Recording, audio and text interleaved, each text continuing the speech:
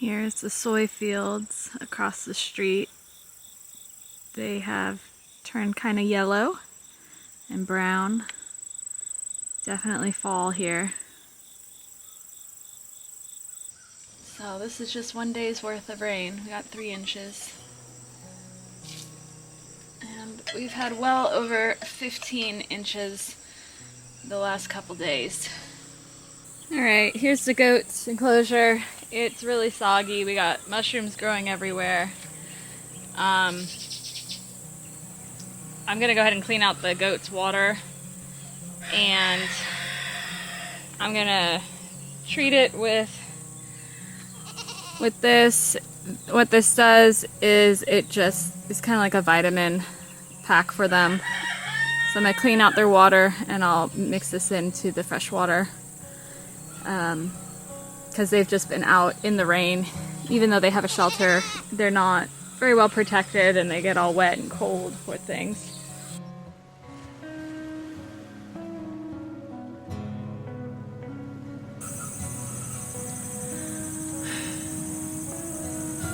So we had the storm come through, but it was just very heavy rain. It wasn't a super big storm. I actually wasn't here for it. I drove into Richmond that day,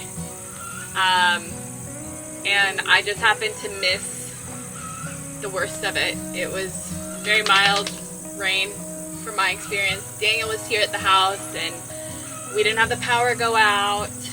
We didn't lose internet, but it was very heavy rains, and we've had rain ever since, on and off.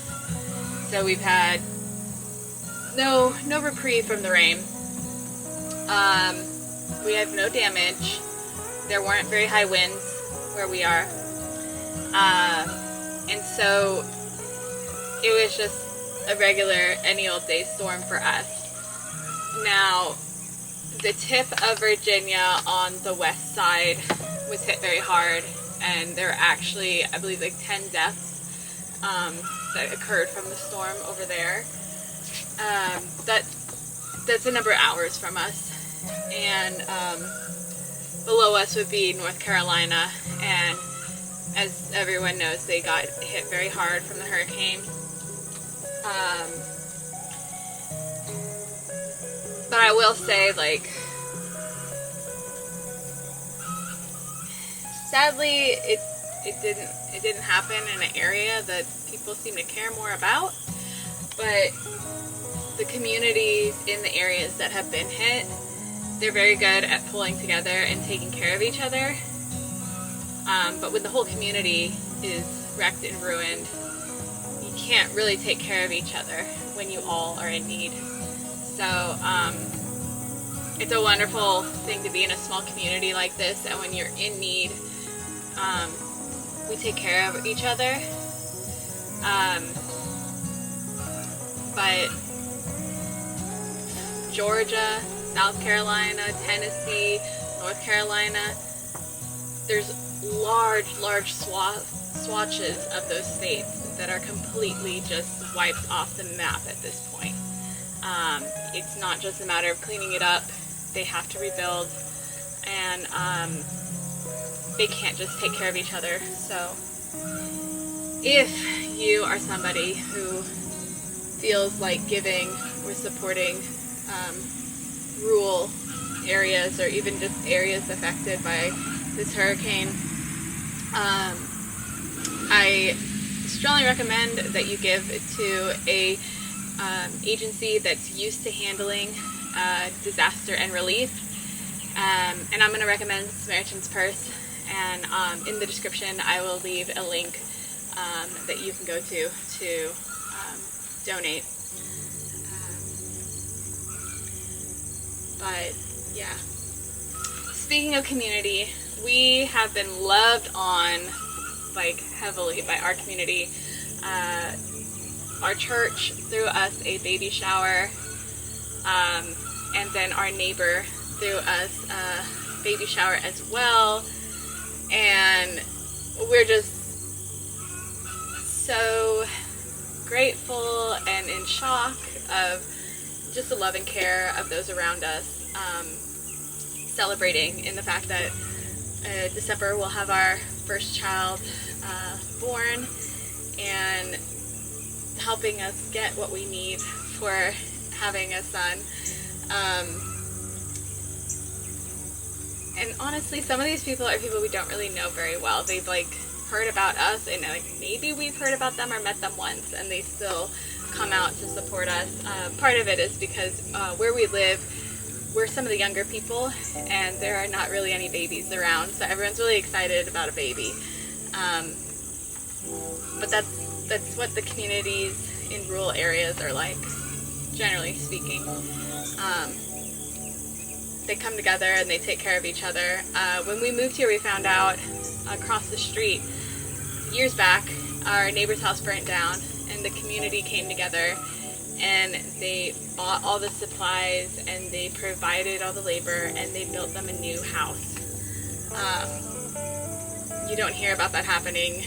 Like, I'm from Los Angeles. That does not happen in Los Angeles. But that happens in small rural communities. So,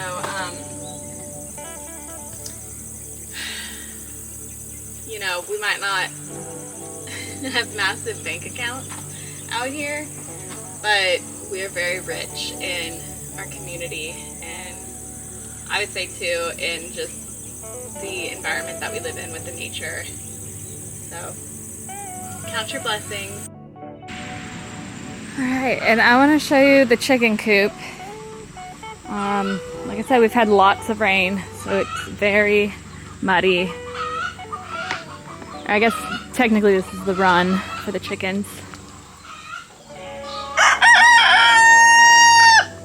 Hey, Whitebeard.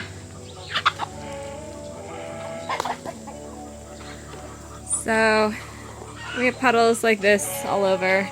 Daniel opened up this mobile coop just so they have a dry space to go to. Like in there, it's pretty damp, even though there's covering. This leaks like crazy. Chickens' feet should not be constantly drenched in moisture.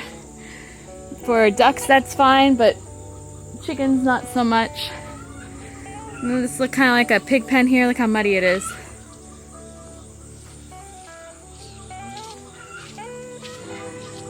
And then this is completely covered, but we had water coming in this way, so it's very muddy and wet in here.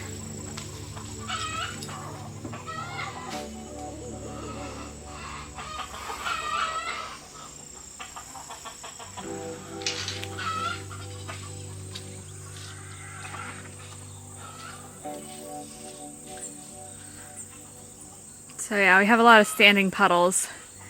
We're supposed to be getting sunshine Saturday on through next week. So hopefully that'll dry up some of these puddles. Alright, and there's a chicken out, so I'm gonna see if I can corral her in.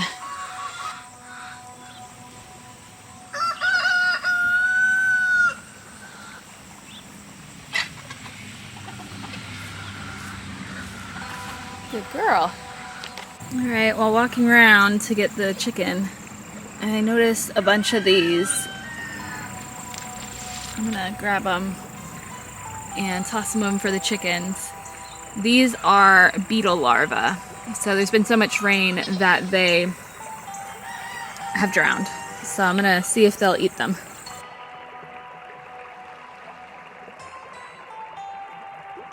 Let's toss them over, see if they'll go for them. You chickies!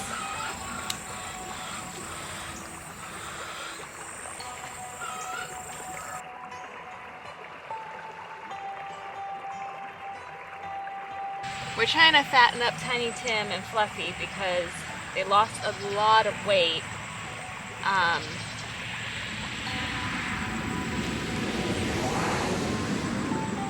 They both were covered in fleas. And for the last couple months we've been treating them and combing the fleas off.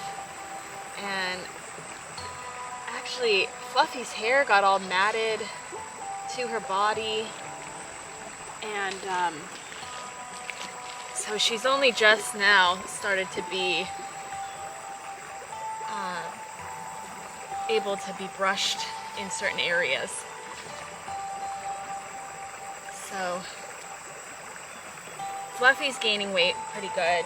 Tiny Tim, not as quickly, but we're making sure to give them lots of canned food so that way they have some fat on them for the winter.